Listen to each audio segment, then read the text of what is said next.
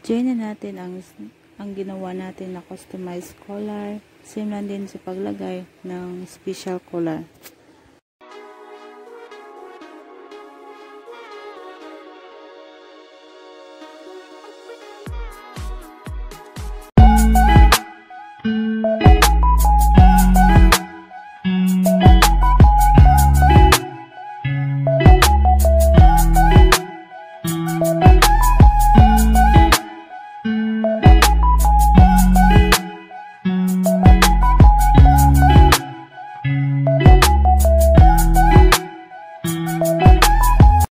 Lapad pala nito ay 10 by 20, so gawin natin siyang seam sa collar.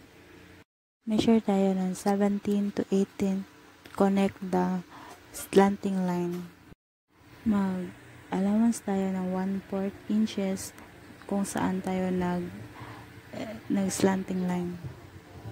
I-join na natin silang lahat, itahi na natin sila kung saan tayo nag-line.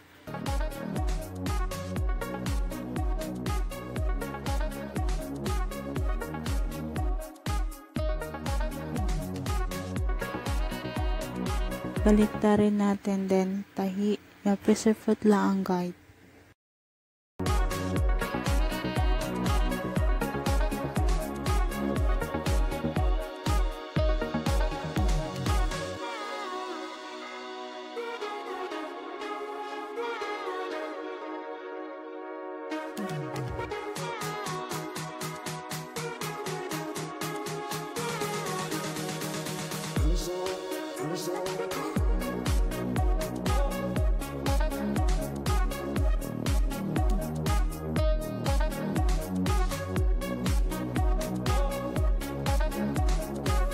Ilagay na natin ang collar na ginawa natin kanina na customized collar. So, same lang din ang procedure sa kung paano natin nilagay ang special collar.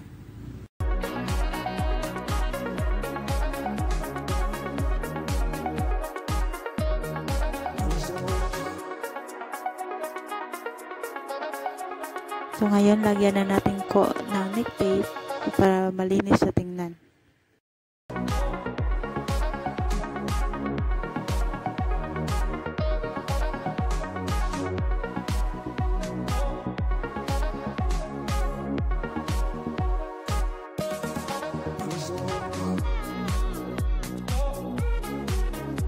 Pinaliktad ko na lang siya pagtahi kasi kung hindi ko siya ginaganyan pagtahi, maglaktaw kasi siya. So, ganyan na lang. Same lang din yan. Yan na po ang resulta. Pinakita ko sila ng picture.